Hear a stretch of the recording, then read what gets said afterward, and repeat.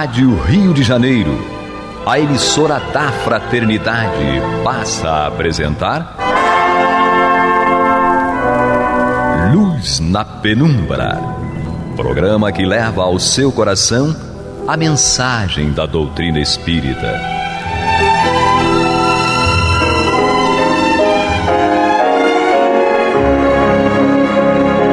E com vocês, João Batista, para o estudo de O Livro dos Espíritos, da obra codificada por Allan Kardec. Papai do céu nos guarde e nos abençoe. Louvado seja nosso Senhor Jesus Cristo. E que possamos fazer do tempo esta dádiva que a todos nós é dada de maneira igual, um recurso a mais para que a nossa caminhada seja cada dia mais firme e consistente na conquista dos valores morais que nos levarão à verdadeira felicidade. Hoje temos aqui conosco Astênio. Cada dia é uma página nova no livro da nossa vida. Marcela Aranda. Paz e bem para todos e todas e todos. E Guilhermina. Continuamos juntos, isso é muito bom. É isso aí. É uma gracinha, minha nega velha, não. Que foi? Não reprime não, por favor. A gente tenta fazer um carinho, acariciar o ego dela, assim que ela reage comigo, meu Deus do céu. Você está mostrando apenas o princípio vital, animando o seu coração. Um trocadilho infame, animando. E já que estão falando de princípio vital, hoje nós vamos estudar as perguntas 65 e 66 de O Livro dos Espíritos. E aí nós vamos começar com Marcelo Aranda com a 65. Opa, então vamos lá. Ele fala o seguinte, Kardec: o princípio vital reside num dos corpos que conhecemos. Olha que pergunta interessantíssima. Será que tem algum... Está em algum corpo? Está em algum lugar? E aí os espíritos respondem: ele tem sua fonte no fluido universal. É o que chamais de fluido magnético ou fluido elétrico animalizado. É o intermediário, o laço entre o espírito e a matéria. Nossa, eu adoro essa pergunta e essa resposta dele. Fechou. Direto e objetivo. Perfeito isso, né? Então, como ele foi muito claro, mas eu acho que é muito interessante, né? E aí, de novo, eu chamaria lá o Miramês, porque eu acho que essa resposta dele é muito... Chama o Miramês. Chama ele de volta. Vem, Miramês. Lá no livro Filosofia Espírita, né, volume 2, para quem não teve oportunidade de lê-lo ainda, recomendo, que ele vai desdobrar cada pergunta desse campo. E nesta pergunta em especial, ele vai chamar a atenção para a gente que nós temos em mão uma coisa fenomenal, que é este fluido. Porque nossa mente, nossa capacidade de manipular essas energias é muito grande. Tanto que o querido Senhor Jesus Cristo falou: vós sois deuses. Nós temos essa capacidade, mas a nossa pequenez, nossa camisa de força material, nossa visão pequena da vida, né, nos prende nessa matéria, nos faz muitas vezes não conseguir, né, de forma contundente usar toda a potencialidade que ele nos dá. Porque se nós somos capazes de transformar a vida, eu mesmo já vi isso ao vivo e a cores. A gente estava visitando no Grafeguini com um grupo de pessoas que fazem visitas periódicas. Tinha um rapaz numa situação muito ruim. O dreno dele estava muito, muito ruim. A enfermeira nervosa, correndo atrás do médico: espera que eu já volto, isso aqui. E nessa correria, e o dreno cada vez pior, e o rapaz tendo ali uma situação mais delicada. E aí a gente fez uma oração muito sentida. O coordenador lá falou assim: olha, coloquem a mão aqui, assim, bem próximo dele, dessa região aqui, que ele fez uma cirurgia, uma operação, que ele tinha um tumor, não sei o quê. Vocês não vão acreditar, mas, irmãos, ele estava febril, quente, né? E o dreno foi limpando, o estado dele, né, de agitação foi acalmando e a febre sumiu. Sim. Então, foi milagre, né? Alguns diriam. Não, é isso, é essa energia, essa capacidade. E o médico ainda deu esporro na enfermeira, porque tirou ele lá, não sei de onde, que chegou lá, não tinha nada. Tá bom. Olha, coitada da enfermeira, né? E a gente ficou sem graça de explicar pro médico que a enfermeira tinha culpa, ela foi fazer o papel dela. Exato. Que a gente antecipou o médico. Exatamente. Mas o mais importante, você vê aí, é a transmissão do fluido. Sim. Exatamente. Todos nós que, digamos assim, somos frequentadores de casas espíritas, existem diversos tipos de frequentadores. Existem aquelas pessoas que vão lá para estudar e para receber o passe. Não vão participar mais profundamente, mas vão viver a sua vida de acordo com aquilo que aprenderam ali. Porque realmente o estudo do Evangelho de Jesus nos modifica a vida. Sim. Isso é um fato. É um fato. Mas é interessante observar exatamente isso. Você estuda o Evangelho, você se prepara física e espiritualmente. E aí para quê? Para receber o fluido magnético do passe. E o que é fluido magnético? Será a emanação desse princípio vital que nos anima fisicamente, nos mantendo no corpo físico. É exatamente isso que acontece. Posso fazer um comentário Pode, em cima? não deve. Sim, deve. Em cima desse teu exemplo, que foi bem pertinente, você percebe, a pessoa, o paciente, ele estava totalmente desequilibrado. Sim. Mas, obviamente, raciocinando, ele precisava de mais tempo. Sim. Ele precisava de ter esse tempo. A enfermeira estava desesperada, está procurando um médico, porque se o médico não viesse, aspas, ele desencarnaria. E, no entanto, quem foi o instrumento? Vocês estavam ali. Então foi necessário que, já não por acaso estavam ali, não por acaso estavam ali, e tiveram a oportunidade de oferecer aquilo que aquele paciente precisaria para dar continuidade ao período que ele precisaria para continuar vivo. Então a gente vê as oportunidades, a oportunidade dele de continuar vivo e de fazer o que precisava fazer com o final de vida dele, ou mais tempo, a oportunidade que vocês tiveram. E ultimamente eu tenho refletido muito em cima disso. A Covid tem me fez pensar muito em todas as oportunidades que nós, espíritas, temos diariamente de utilizar isso, o nosso fluido universal, em prol de quem precisa. Não precisa de uma palavra, não precisa botar a mão no bolso, não precisa de nada disso. Às vezes você faz uma prece, mentalmente pensa que você está fazendo o seu trabalho em cima do fluido que a gente tem. Não precisa muito. Eu me lembro muito bem, talvez a Stênio se lembre disso. Havia um divulgador de doutrina católica chamado Júlio Lousada. Lousada, todo mundo lembra. Todo mundo lembra. Era no meu tempo, e ele mandava as pessoas, durante a oração da Ave Maria, colocar o copo d'água perto do rádio. Exatamente. Que teria propriedades curativas.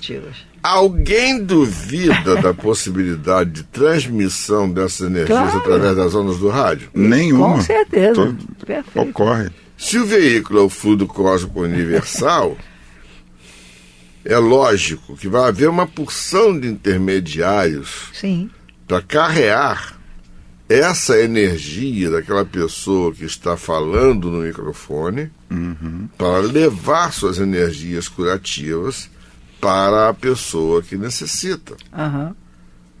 O mais importante é nós vermos que até a tecnologia nos auxilia nesses aspectos. Agora, lógico, sempre de acordo com a permissão de Deus. Sim. Não, eu participo do trabalho de cirurgia, uma vez a moça, algumas vezes são à distância, algumas vezes são presencialmente, né? Agora a gente está voltando aos pouquinhos do presencial. Na distância, uma moça que era muito cética, muito, mas ela foi indicada para a família, ela foi fazer. Ela botou o copo, eu falei, olha, mentaliza aqui os trabalhadores, os médicos, né, espirituais e tal. Ela falou que o copo ficou igual leite. E ela botou a própria água. Que ela é tão cética que ela não deixou ninguém pegar a água. Que ela ficou com medo de alguém botar alguma coisa na água dela. Ela pegou o copinho d'água, que ela lavou o copinho, botou do lado da cabeceira. E ela falou, quando ela abriu os olhos, depois de ter tirado um cochilinho, ela sentiu o corpo dela ter sido mexido, o copo dela estava igual leite, estava esbranquiçado. Ela tirou até foto, ela falou que ela não acreditou, tirou foto e mostrou pra gente. Né? E aí, quer dizer, é isso que a gente está falando aqui. Exato. É essa possibilidade da gente estar trabalhando com esses fluidos, né? Porque quando a gente estuda Kardec, não é só para poder ser uma questão filosófica, que lindo, mas também para colocar em prática, acreditar nisso. Exatamente. Desculpa, me empolguei.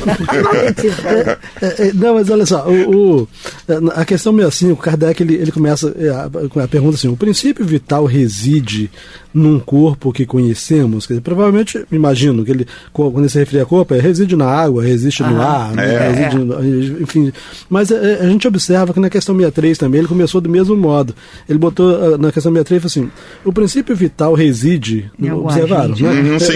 Reside em algum agente particular. E aí a gente verifica lá na questão 64, foi desenvolvendo, nós já estudamos isso, né? Eles acabaram dizendo, os espíritos acabaram dizendo que o princípio vital tem sua origem na matéria universal, que é o fluido universal. Aí, como Kardec repete de algum modo a pergunta na 65, eles dão também a mesma resposta. Né? Porque você que não entendeu, Kardec. Ele fala assim: o princípio vital reside num dos corpos que conhecemos, ele tem sua fonte no fluido universal. Né? É o que chamais fluido magnético ou fluido elétrico animalizado.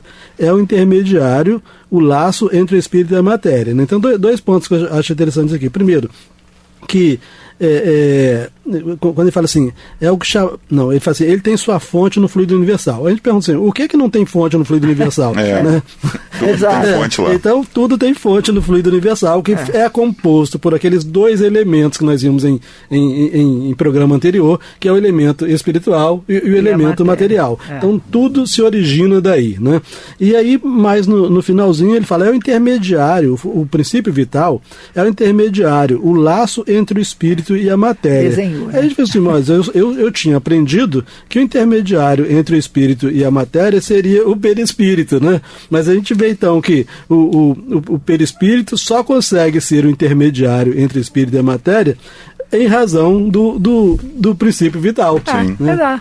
Aí chega exatamente. Na ponta. Da mesma maneira como é dito pelos espíritos mais adiante, não nessa parte aqui, que quando o espírito reencarna num planeta diferente deste aqui, a estrutura espiritual se modifica.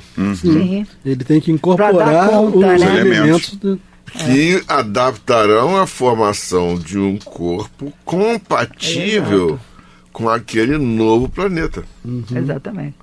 Com as condições do novo planeta. Senão não rola. Né? Então, eu acho que fica muito claro, né, que por que um espírito não consegue encarnar-se ou animar uma pedra? Porque na pedra não tem o princípio vital. Sim, né? Então, o perispírito ele continua sendo a fonte, né, entre o espírito e a matéria, mas ele só consegue atuar sobre a matéria se essa matéria tiver o princípio vital.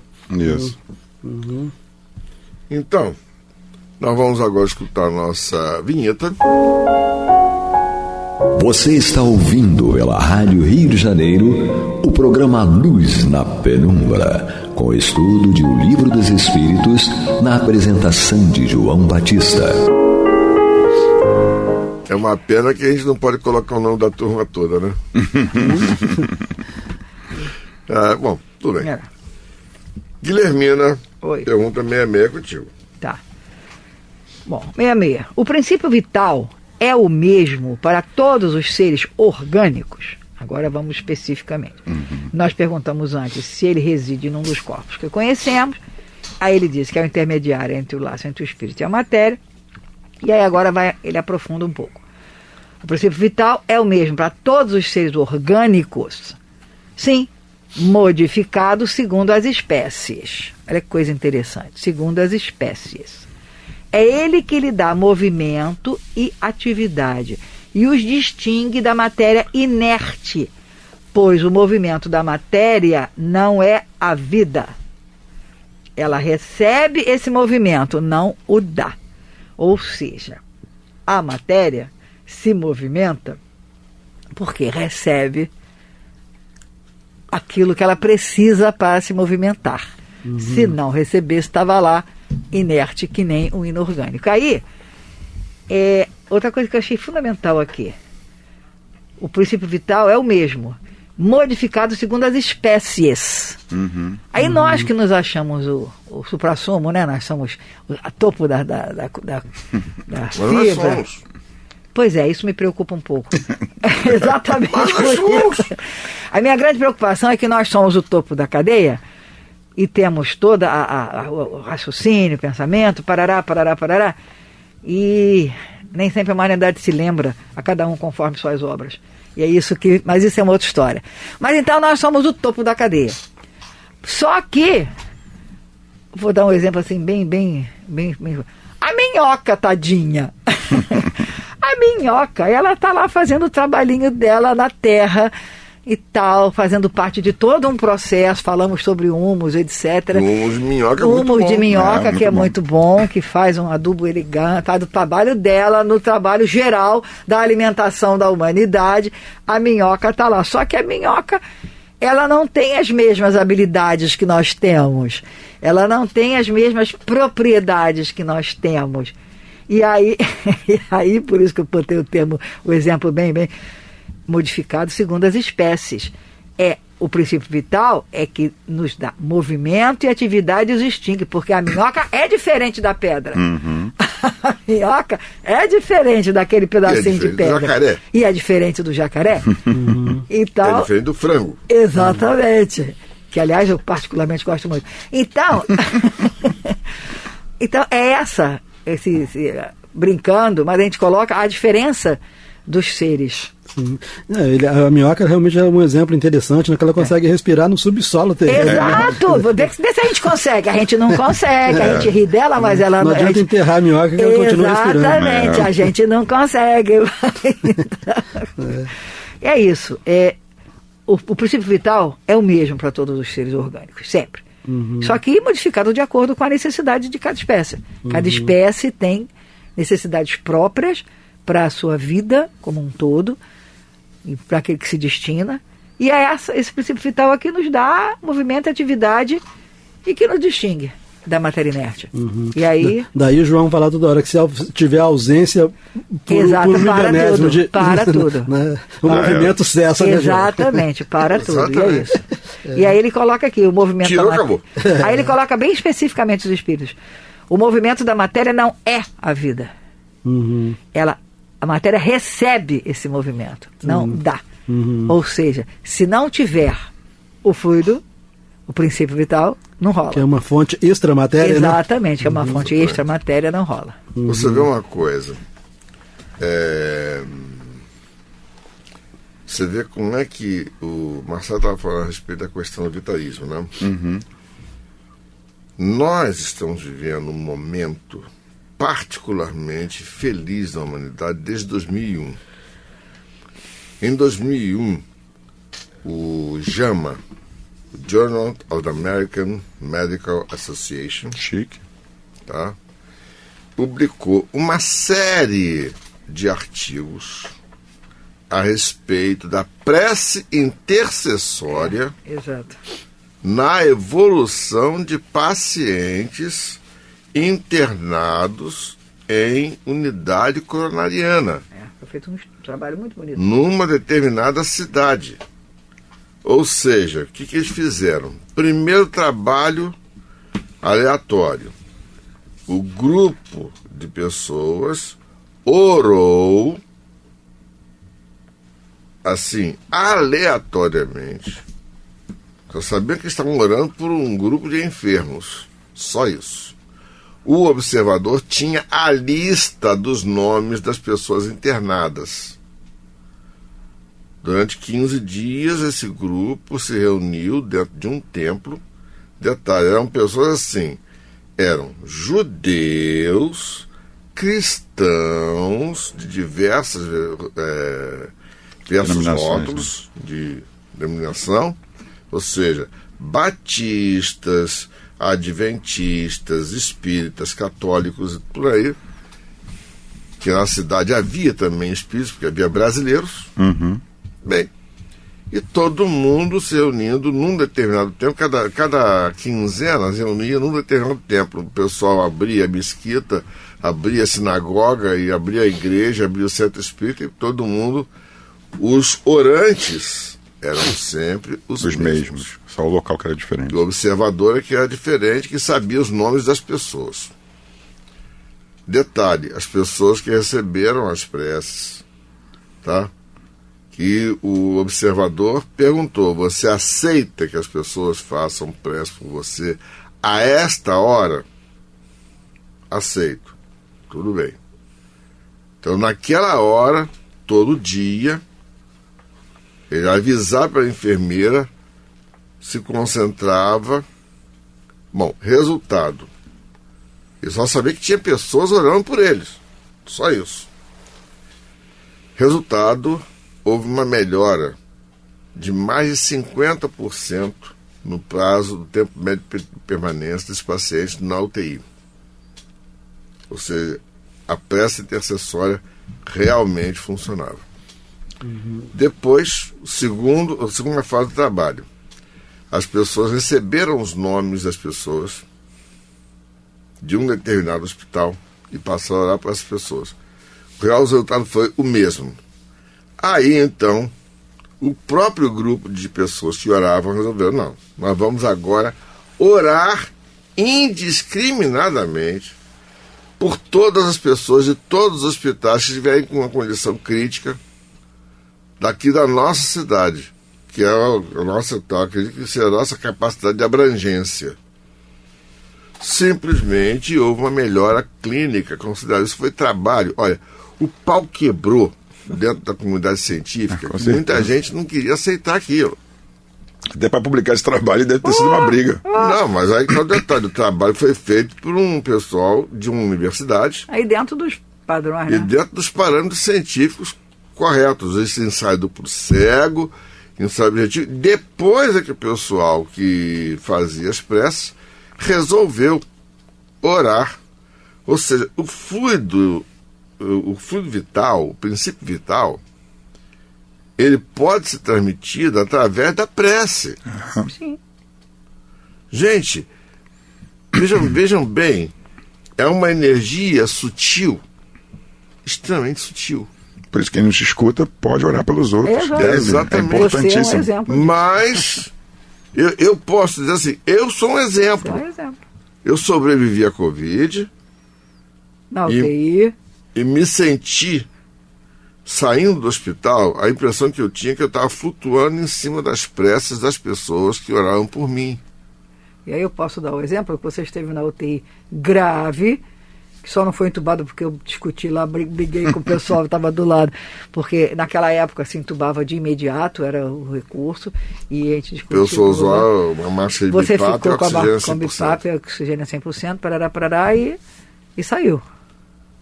É porque Deus quer que você continue fazendo as coisas que você precisa fazer. Não, mas o mais importante... As orações. Eu falo a respeito, por causa do seguinte: eu não posso de maneira nenhuma negar o valor Sim. das preces intercessórias a meu favor. Tá? E isso gerou um grupo ecumênico de pessoas católicas, evangélicas, candomblecistas, umbandistas, tem budista, tem hinduísta. Há pouco tempo teve uma pessoa de origem judaica, só que essa pessoa desencarnou logo em seguida. Ela tinha uma doença respiratória grave e desencarnou. Mas o mais importante é que as pessoas ali não estão... Ninguém sabe quem é fulano, qual é a religião de fulano, de ciclano, de beltrano. Sabe que todo mundo ali está orando de maneira intercessória por pessoas enfermas. Ponto. E era um grupo que era basicamente um grupo pessoal trocar abobrinha entre si. O grupo agora continua. Continua sendo. Com o objetivo de prece agora. Exatamente. Vamos lá. Então, vamos seguir. O mais importante é lembrar disso. O fluido vital, o princípio vital não somente anima a vida, também é passível de transmissão. Tá? Vamos refletir a respeito disso. Que o Papai do Céu nos guarde e nos abençoe hoje, agora e para todo sempre. Que louvado seja nosso Senhor Jesus Cristo, que possamos fazer do tempo essa dádiva que a todos nós é dada de maneira igual, um recurso a mais para que a nossa caminhada seja cada dia mais firme e consistente na conquista dos valores espirituais que nos levarão à verdadeira felicidade. Graças a Deus. Graças a Deus. Você está ouvindo o programa Luz na Penumbra.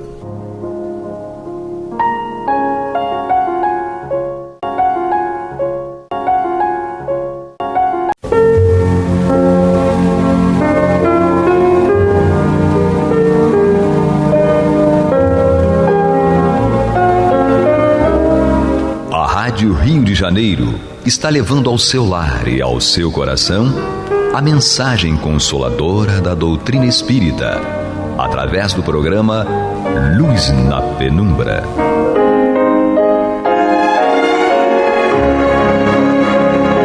E com vocês, Antônio de Pádua Barbosa, para comentar o Evangelho segundo o Espiritismo, da obra codificada por Allan Kardec.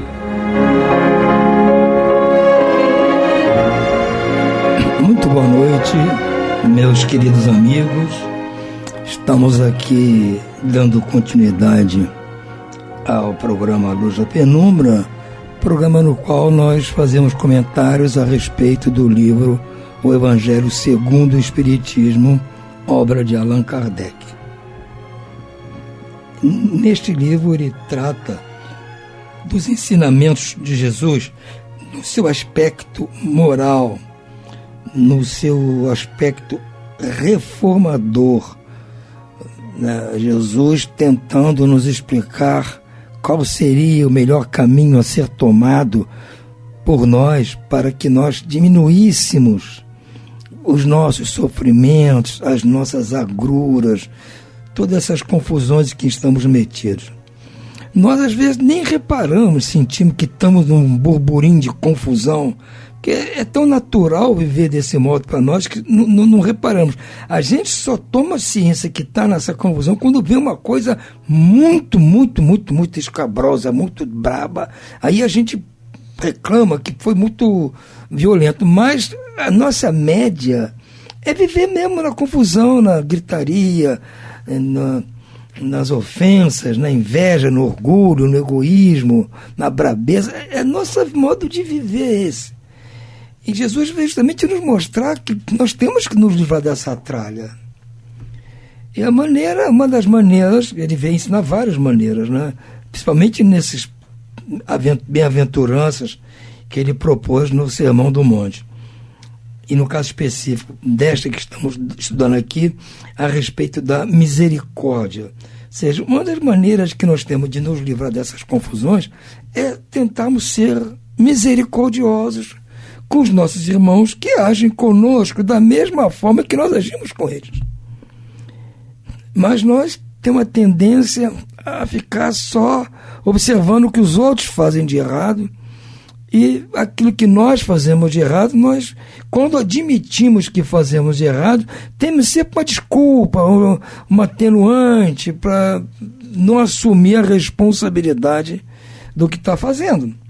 Nós estudamos no último programa a respeito daquela história do cisco e da trave do olho. Então nós estamos preocupados sempre em ver um cisquinho no olho do outro, quando nós temos uma trave enorme no nosso próprio olho. Então o caso aqui desse texto de hoje, que Kardec nos traz aqui, baseado no Evangelho de Mateus e no Evangelho de João, que é: não julgueis para não serdes julgados. Aquele que estiver sem pecado, atire a primeira pedra. Por quê? O que Jesus está nos dizendo?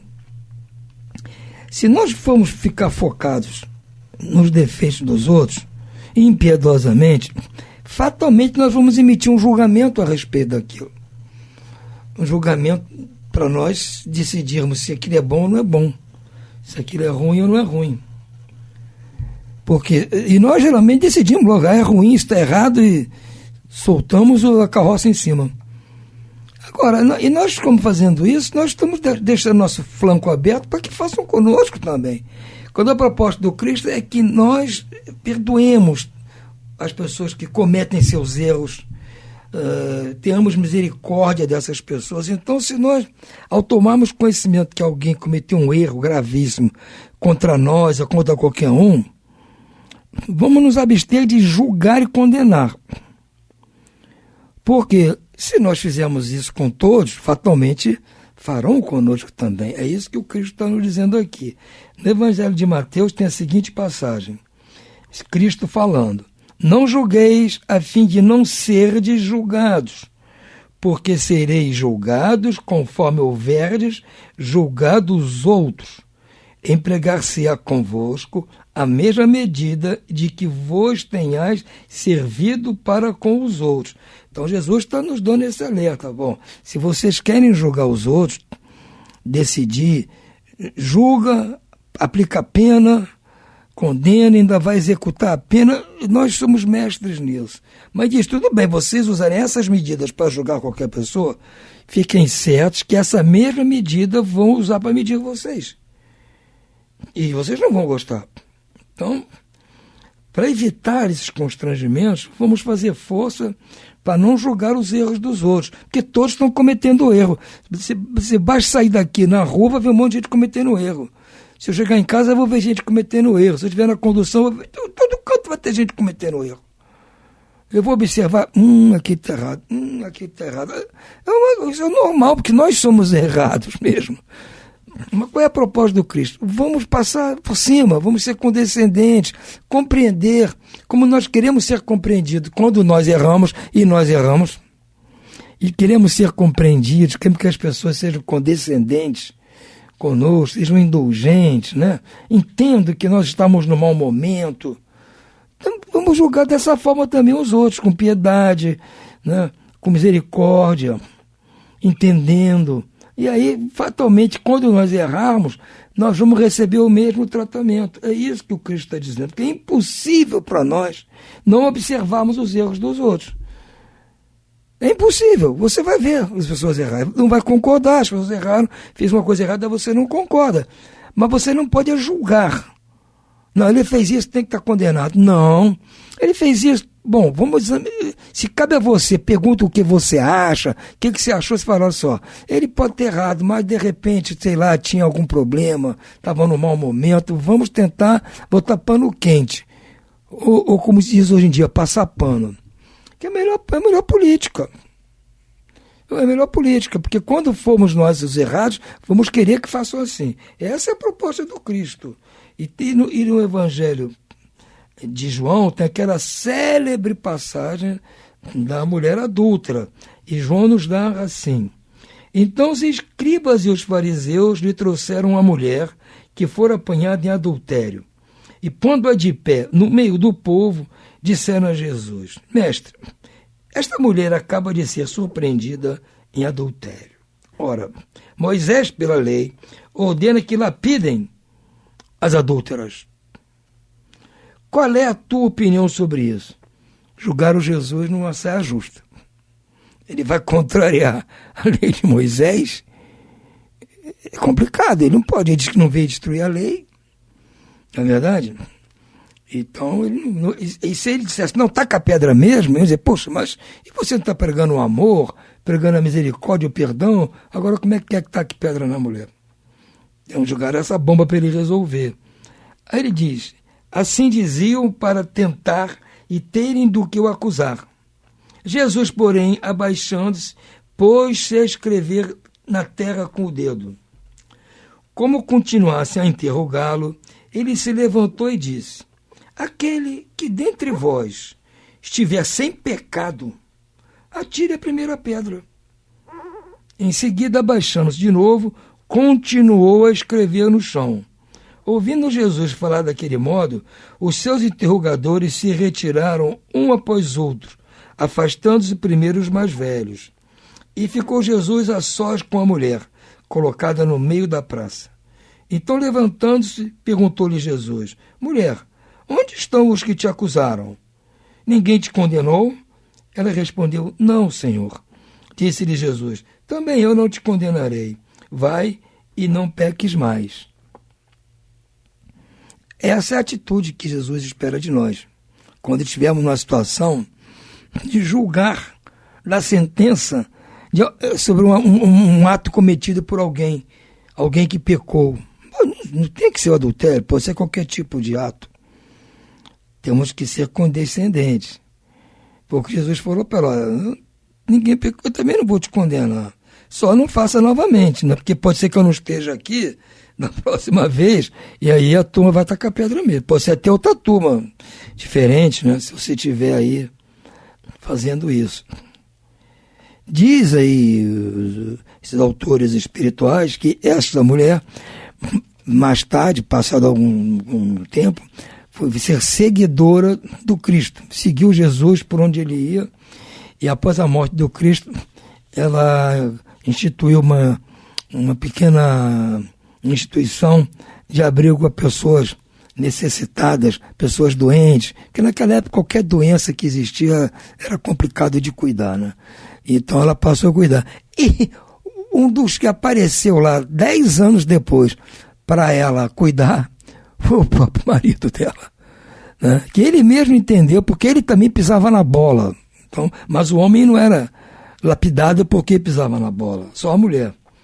Então ele reconheceu que ele também fazia as artes dele, e 10 anos depois ele estava numa situação de doença braba, foi bater lá na porta e surpreendentemente era ela que estava lá.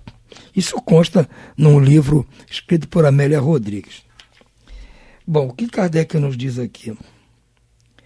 Atire-lhe a primeira pedra aquele que estiver sem pecado, disse Jesus. Esta sentença faz da indulgência um dever, pois não há quem dela não necessite para si mesmo. Ou seja, a indulgência é algo que nós estamos necessitando sempre. E ela nos ensina que não devemos julgar os outros com mais severidade do que nós julgamos a nós mesmos, nem condenar nos outros aquilo de que nós absolvemos. Nós nos absolvemos. Antes de censurarmos uma falta a alguém, vejamos se a mesma censura não nos pode ser feita. É aquela história, o macaco tem que olhar para o próprio rabo, né? Ficar olhando só o rabo dos outros. Tem que olhar a trave que está no nosso olho, não o cisquinho no olho do outro. Aquilo que eu estou acusando, de repente, eu também faço, né? A censura que se faz à conduta alheia pode ter 2 motivos: reprimir o mal ou desacreditar a pessoa cujos atos se criticam. Este último propósito nunca encontra desculpa, porque, no caso, só há maledicência e maldade.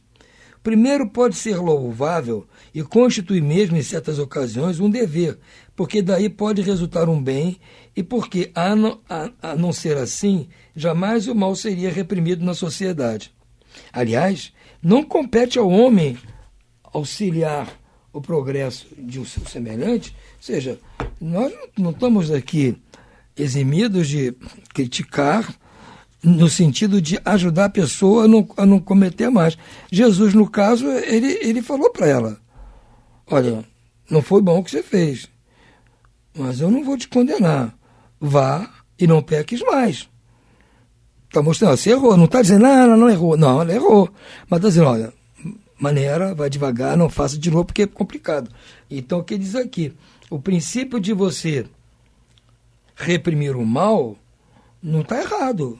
A pessoa está fazendo errado, você tem que fazer ela parar de fazer o mal. Até alertando, que se a cara não saiba, não sei, então você tem que alertar.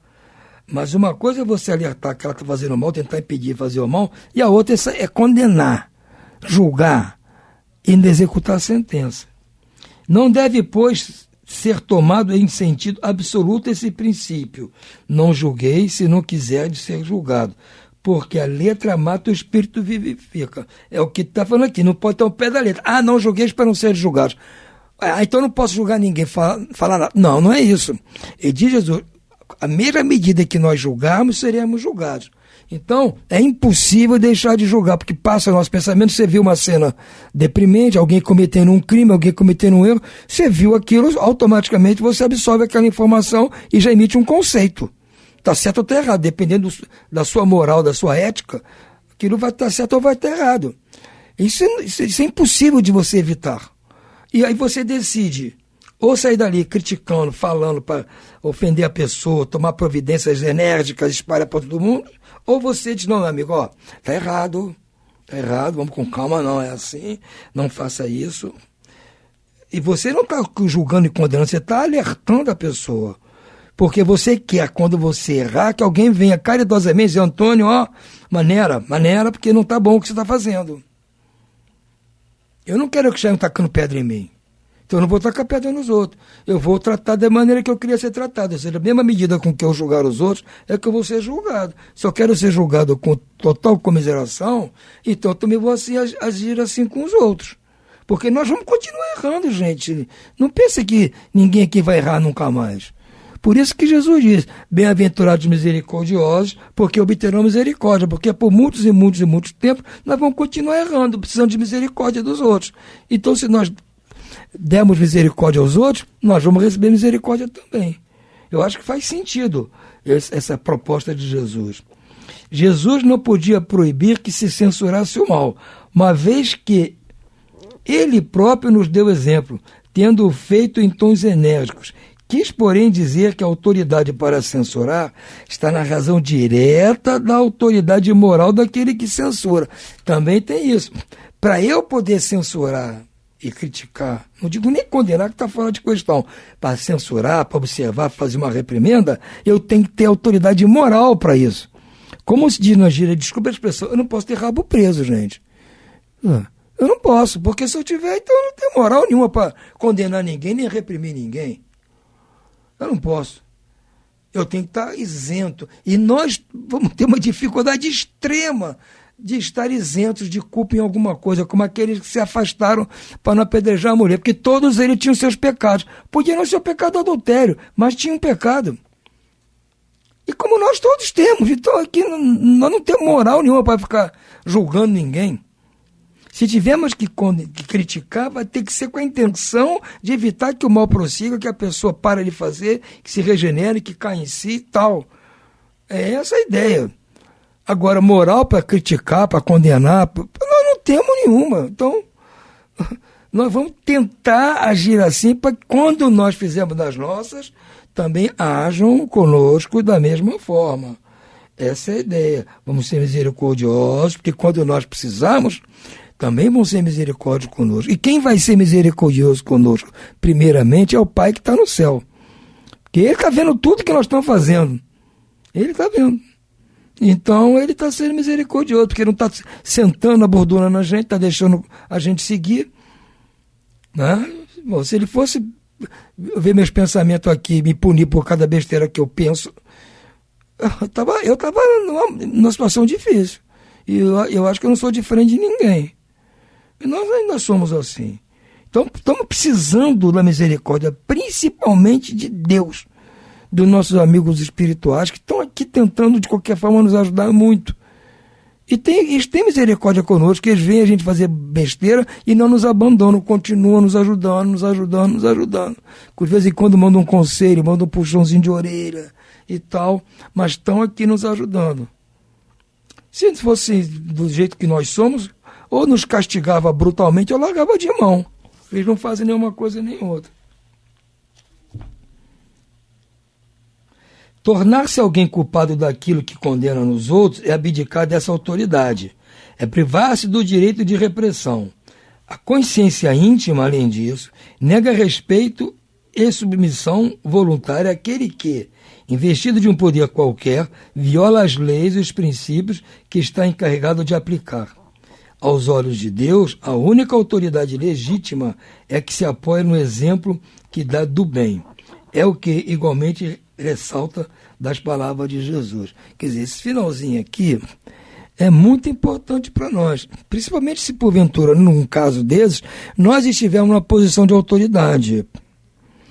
A autoridade tem que ser a primeira a cumprir a lei, ou como se diz, julgar dentro das 4 linhas do gramado. Isso é que manda o figurino, julgar dentro da regra da lei. Agora, quando aqueles que têm que aplicar a lei são os primeiros a sair da lei, é complicado. Então nós não podemos agir desta forma, nós temos que seguir estritamente a nossa lei moral, a nossa lei de Deus. É claro que nós vamos falhar, nós não somos perfeitos, mas temos que insistir conosco mesmo de praticar a lei de Deus conosco e com os outros. Aí nós vamos ter moral para chegar para alguém, irmão, olha, não é assim que a banda toca. Bom, vamos devagar, menos, porque tá ruim. Agora, se eu faço igual ou pior, o cara vai dizer, você vem falar comigo, cara? Vai olhar no espelho. Você tem moral para falar comigo? Eu, pelo menos, não quero ouvir isso. Se a pessoa está fazendo coisa errada, daquelas que eu faço igual ou pior, eu tenho que ficar calado.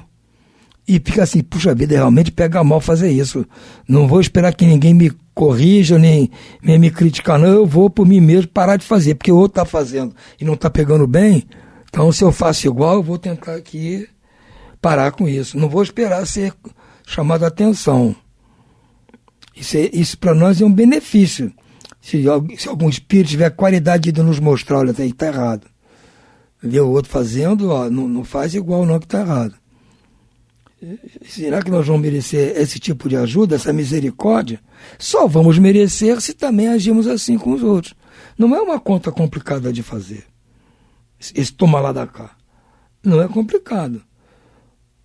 Cabe a nós aceitarmos a regra ou não, né? Se está vindo do Cristo, com certeza eu acredito ser um bom conselho. Como ele deu para a mulher, vá e não peques mais. Falar para nós, para com isso, não faça de novo.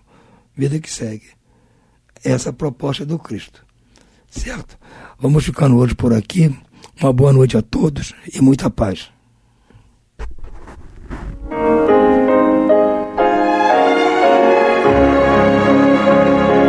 E vamos ouvir agora a prece de encerramento de nosso programa, na voz de Geraldo de Aquino. Jesus, dá-nos coragem para a luta, piedade para os insultos e misericórdia para as injustiças e ingratidões. Limpa nossa alma de inveja e ambições mesquinhas, de ódio e de vingança o nosso caminho.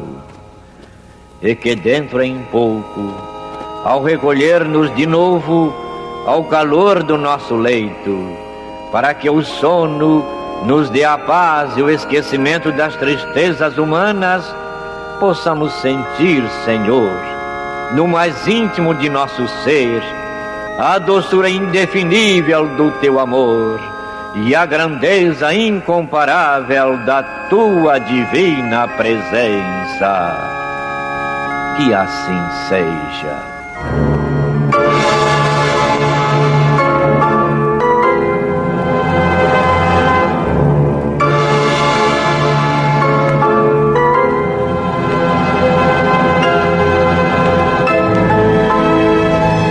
Acabamos de apresentar o programa Luz na Penumbra, que voltará a ser apresentado amanhã às 21 horas nesta emissora.